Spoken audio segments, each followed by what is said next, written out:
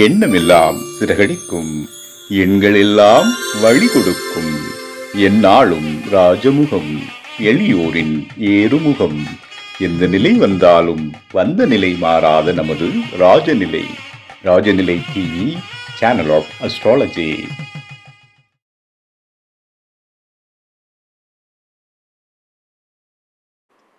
வாழ்க வையகம், வாழ்க வையகம், வாழ்க வளமுடன். என் தாய்க்கும் தந்தைக்கும் வணக்கம். ஜோதிட குருமார்கள் அனைவருக்கும் வணக்கம். கதிரவன் மதியும் அங்காரகன் முந்தியும் கருணையுள்ள சுரதம் குருவும் காரவன் காவிரியும் ராகுவும் கேதுவும் கருதுமிகு சுகமாக 11ஆம் இடம் வந்து உச்சநிலையான் என்று பரிவோடு மகிழ்ந்து அருள் செய்யும் என்றோ. நவகிரகங்களுக்கும் பஞ்சபூதங்களுக்கும் பிரபஞ்சத்திற்கும் வணக்கம். உலகெங்கும் உள்ள ராஜநிலை டிவி ரசிக பெருமக்கள் அனைவருக்கும் உற்சாகமான காலை வணக்கம். இன்று பிறந்தநாள் மற்றும் திருமணநாள் கொண்டாடும் அனைவருக்கும் ராஜநிலை டிவி சார்பாக வாழ்த்துக்களை தெரிவித்துக் கொள்கிறோம். இன்றைய பஞ்சாங்கம் உத்தராயண காலம் விசுவாவசு வருடம் சித்திரை மாதம் 22ஆம் தேதி 5/5/2025 திங்கள் கிழமை. இன்றைய நல்ல நேரம் காலை 6 மணி முதல் 7 மணி வரை, மாலை 4:30 மணி முதல் 5:30 மணி வரை, கௌர் நல்ல நேரம் 9:30 மணி முதல் 10:30 மணி வரை, இரவு 7:30 மணி முதல் 8:30 மணி வரை, ராகு காலம் 7:30 மணி முதல் 9 மணி வரை, குளிய நேரம் 1:30 மணி முதல் 3 மணி வரை, யமகண்டம் காலை 10:30 மணி முதல் 12 மணி வரை. இன்றைய திதி அஷ்டமி திதி மதியம் 1-2 மணி வரை, பின்பு நவமி திதி. நட்சத்திரம் ஆயில்ய நட்சத்திரம் இரவு 6:51 வரை, பின்பு மக நட்சத்திரம்.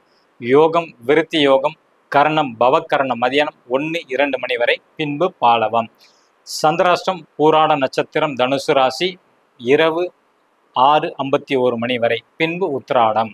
இன்றைய பஞ்சாங்கம் அப்படின்னு பார்த்துட்டோம். அடுத்தது வந்து பார்த்தீங்கன்னா, நம்ம ராசி பலன் போகிறதுக்கு முன்னாடி நவகிரகங்களுக்கு கோயில் நம்ம கேள்விப்பட்டிருப்போம், ஓகேங்களா?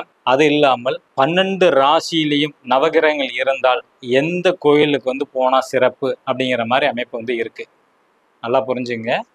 நார்மலாக நவகிரகங்களுக்கும் கோயில்கள் வந்து தனித்தனியாக இருக்கும், ஓகேங்களா? சூரியன்னா சூரியனார் கோயில்னு சொல்லுவோம், ஓகேங்களா?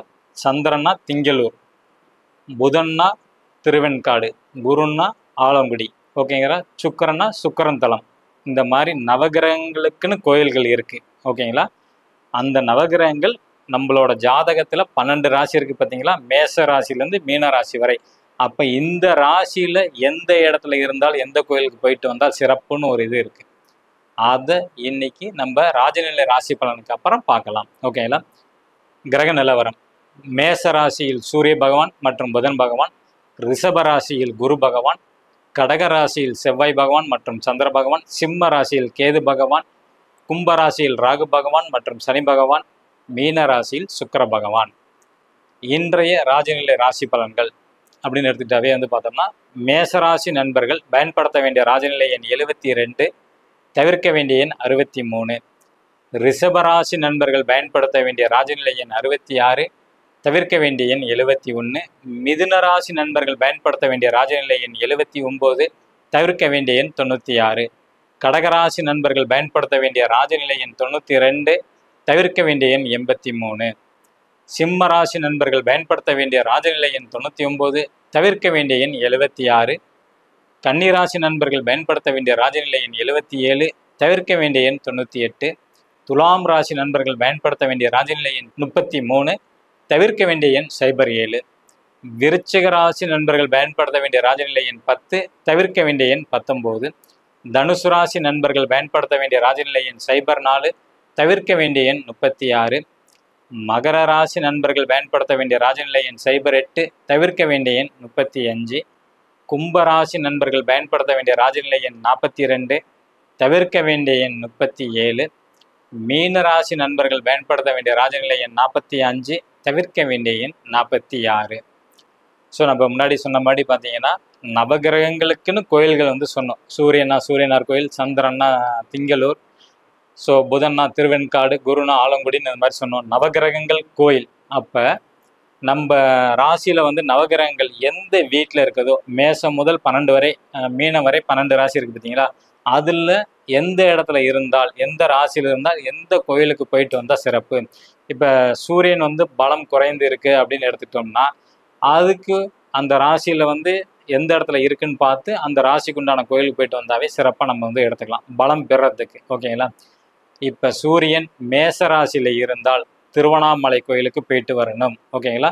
மேச ராசியில் இருந்தால் திருவண்ணாமலை கோயில், ரிஷப ராசியில் இருந்தால் காஞ்சி ஏகாம்பரீஸ்வரர் கோயிலுக்கு போயிட்டு வரணும், மிதுன ராசியில் இருந்தால் சிதம்பரம் கோயிலுக்கு போயிட்டு வரணும், கடக ராசியில் இருந்தால் சீர்காழி கோயிலுக்கு போயிட்டு வரணும். சூரிய பகவான். ஓகேங்களா? மேசம் முதல் 12 வரைக்கும் சொல்லிக்கிட்டு இருக்கிறோம். கடக ராசியில் இருந்தால் சீர்காழி, சிம்ம ராசியில் இருந்தால் சூரியனார் கோயில், கன்னி ராசியில் இருந்தால் சங்கரன் கோயில், துலாம் ராசியில் இருந்தால் திருநள்ளாறு, விருச்சிக ராசியில் இருந்தால் காளகஸ்தி, தனுசு ராசியில் இருந்தால் ஆலங்குடி, தனுசு ராசியில், மகர ராசியில் இருந்தால் கோயம்புத்தூரில் உள்ள பேரூர், கோயம்புத்தூர் பக்கத்தில் இருக்க பேரூர் மகர ராசிக்கு, கும்ப ராசியில் இருந்தால் திருநாகேஸ்வரம், மீன ராசியில் இருந்தால் ராமேஸ்வரம். ஓகே, புரியுதுங்களா? அதாவது சூரிய பகவான் உங்க ஜாதகத்துல பாருங்க 12 மாசத்துல எந்த ராசியில வந்து இருக்கிறாரோ அந்த கோயிலுக்கு ஸ்பெசிஃபிக்கா அந்த மாசம் நீங்க போயிட்டு வந்தா சிறப்பு. அந்த கிழமையில போயிட்டு வந்தா இன்னும் 100% சூரியனோட பவர் கிடைக்கும். சூரியன் நம்ம எடுத்துக்கிட்டாவே என்ன சொல்லுவோம், அரசாங்கம், அரசியல், நிர்வாக பொறுப்பு அப்படிங்கிற மாதிரி நம்ம வந்து எடுத்துக்குவோம். ஓகேங்களா? தந்தையாகக்கூடிய கொடுப்பனை இப்படியெல்லாம் நம்ம வந்து எடுத்துக்கலாம். இப்போ அரசியலில் இருக்கிறவங்களா இருந்தாலும் சரி, இல்லை அரசாங்க தொடர்புள்ளவங்களா இருந்தாலும் சரி, ஒரு அரசியல்லையோ அல்லது அரசாங்கத்திலேயோ இல்லை கவர்மெண்ட்ல ஒரு காரியம் சாதிக்கணும் அப்படின்னு நீங்க நினைச்சீங்கன்னா உங்களோட ஜாதகத்துல சூரிய பகவான் எங்க இருக்குன்னு பாருங்க. இப்போ எக்ஸாம்பிள் வந்து மேசத்திலே சூரிய பகவான் இருக்கு நம்ம எடுத்துக்கோம். திருவண்ணாமலை நம்ம வந்து சொல்லிட்டோம். மேசங்கிறது வந்து பாத்தீங்கன்னா சித்திரை மாதம். அப்ப நீங்க வருஷத்துக்கு ஒரு தடவை அந்த சித்திரை மாதத்துல, மேசம்னா வந்து செவ்வாய் வீடு, அப்ப செவ்வாய்க்கிழமை சித்திரை மாசத்துல செவ்வாய்க்கிழமை அன்னைக்கு நீங்க திருவண்ணாமலையில உள்ள சிவனை போய் தரிசனம் பண்ணிட்டு வந்தாவே அந்த அரசியல், அரசாங்கம் எல்லாத்துலயும் நீங்க வந்து வெற்றி பெறதுக்கான வாய்ப்புகள் அதிகம் உண்டு.